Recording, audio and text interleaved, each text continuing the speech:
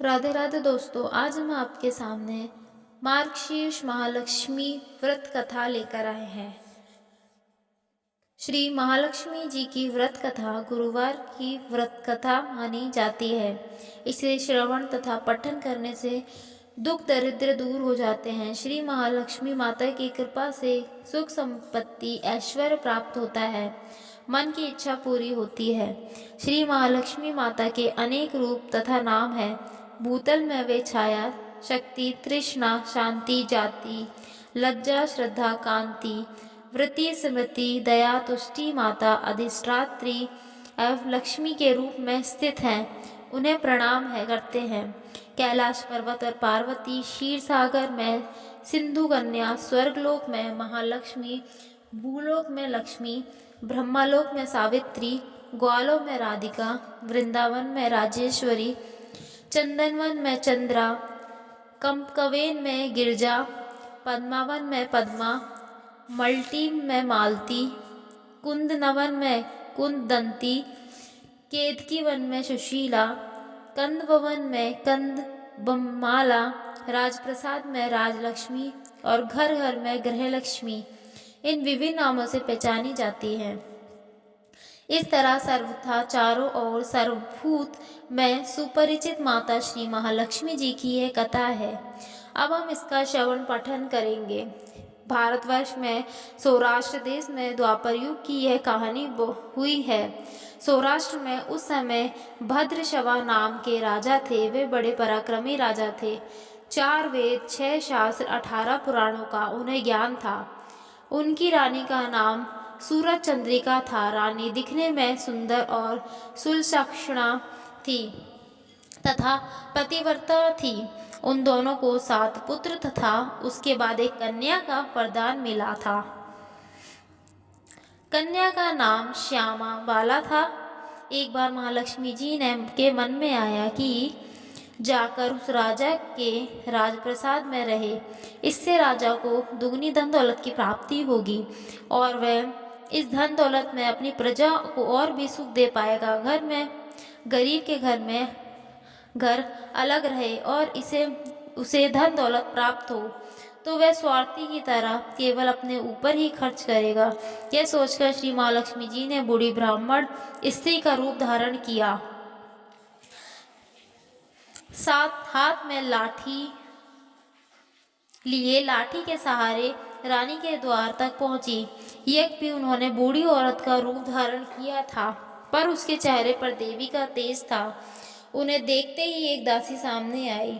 उसने इसका नाम, धाम, काम, धर्म पूछ डाला। वृद्ध ब्राह्मण का रूप धारित माता लक्ष्मी ने कहा, बालिके, मेरा नाम कमला है। मेरे पति का नाम भुवनेश है। हम द्वारिका में रहते हैं। तुम्हारी रानी पिछले जन्म में एक वैश्य की पत्नी थी। वह वैश्य गरीब था। दरिद्र के कारण हर रोज घर में झगड़े होते थे तथा उसका पति रोज उसे मारता था। इन बातों से तंग आकर वह घर छोड़कर चली गई तथा वन जंगल में खाली पेट भटकने लगी। उसकी इस दुर्दशा पर मुझे दया आई। तब मैंने उसे सुख संपत्ति देने वाली श्री महालक्ष्मी की कथा सुनाई। मेरे कहने पर उसने श्री महालक्ष्मी का व्रत किया। श्री महालक्ष्मी प्रसन्न हुई। उसकी गरीबी दूर हुई। उसका घर संसार, दौलत, संपत्ति से भर गया। बाद में पति पत्नी दोनों परलोक सिधारे। लक्ष्मी व्रत करने के कारण वे लक्ष्मी लोक में रहे। जिन्होंने जितने साल महालक्ष्मी का व्रत किया उतने हजारों साल उन्हें सुख भोग मिला। इस जन्म में उनका जन्म राजघरानों में हुआ, परंतु वह श्री महालक्ष्मी का व्रत करना भूल गई। उसे यह याद दिलाने में यहाँ आई हूँ। बुढ़िया की बातें सुनकर दासी ने उन्हें प्रणाम किया तथा श्री महालक्ष्मी का व्रत किस तरह किया जाए इस बारे में पूछा। बुढ़िया रूप धारण किए हुए श्री माता लक्ष्मी ने दासी को पूजा की विधि तथा महिमा बताई। इसके बाद वह दासी माता को प्रणाम कर रानी को बताने चली गई।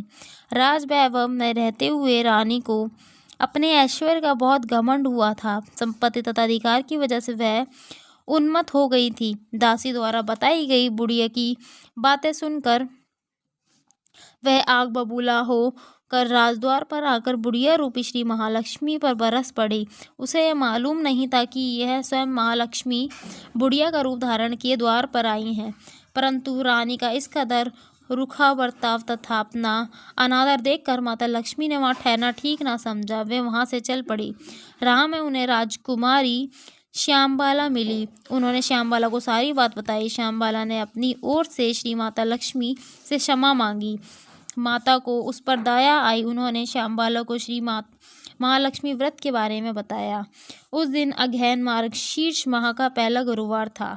श्यामबाला ने परम श्रद्धा से श्री महालक्ष्मी का व्रत रखा। फलस्वरूप राजा सिद्धेश्वर के सुपुत्र मालाधार से उसका विवाह हुआ। वह धन दौलत ऐश्वर्य वैभव से मालामाल हो गई। पति के साथ ससुराल में आनंद के दिन बिताने लगी। इधर श्री महालक्ष्मी का रानी पर प्रकोप हुआ। फलस्वरूप राजा भद्रभवा का राज्य एवं राज कारोबार नष्ट हो गया। यहाँ तक कि खाने के लाले पड़ने लगे। ऐसी हालत में एक दिन रानी ने राजा से निवेदन किया कि हमारा दामाद इतना बड़ा राजा है, धनवान है, ऐश्वर्यशाली है, क्यों ना उसके पास जाएं, अपना हाल उसे बताएं, वह ज़रूर हमारी मदद करेगा। इस बात पर राजा भद्रभवा दामाद के पास रवाना हुए। राज्य में पहुंचकर एक तालाब के किनारे थोड़ी देर विश्राम लेने के लिए ठहरे। तालाब के पानी लेने जाते जाते दासियों ने उन्हें देखा। उन्होंने विनम्रता से उनकी पूछताछ की। जब उन्हें यह मालूम हुआ कि वे रानी श्यामबाला के पिता हैं, तो दौड़ते हुए जाकर उन्होंने रानी को सारी बात बताई। रानी ने दासी के हाथ राज परिधार भेजकर उन्हें ठाठ से उनका स्वागत तथा आदर सत्कार किया, खान पान करवाया। जब वे लौटने लगे तो सोने की मोहरों से भरा घड़ा दिया। राजा भद्रभवा जब वापस लौटे तो उन्हें देखकर रानी सूरज चंद्रिका खुश हुई। उन्होंने सोने की मोहरों से भरे घड़े का मुंह खोल पर हाय भगवान, घड़े में धन के बदले कोयले मिले। यह सब श्री महालक्ष्मी का प्रकोप से हुआ। इस प्रकार दुर्दशा में और कई दिन बीत गए। इस बार रानी स्वयं अपनी कन्या के पास गई। वह दिन अगहन मास का अंतिम गुरुवार था। श्यामबाला ने श्री महालक्ष्मी का व्रत किया, पूजा की, अपनी माता से भी व्रत करवाया। इसके बाद रानी अपने घर आई। श्री महालक्ष्मी का व्रत रखने पर उसे फिर से अपना राजपाट, धन दौलत, ऐश्वर्य प्राप्त हुआ। वह फिर से सुख शांति आनंद में जीवन बिताने लगी। कुछ ही दिन बाद राजकन्या श्यामबाला अपने पिता के घर आई। उसे अपने घर देखकर सूरज चंद्रिका को पुरानी बातें याद आई। यही कि श्यामबाला ने अपने पिता को घड़ा भर कर कोयला दिया था और उसे तो कुछ भी नहीं दिया था।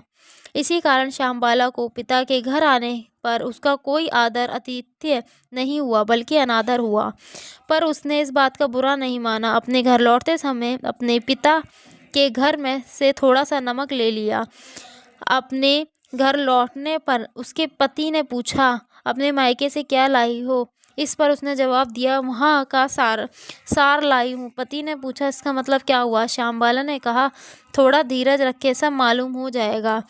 उस दिन श्यामबाला ने सारा भोजन नमक डाले बिना बनाया और परोसा।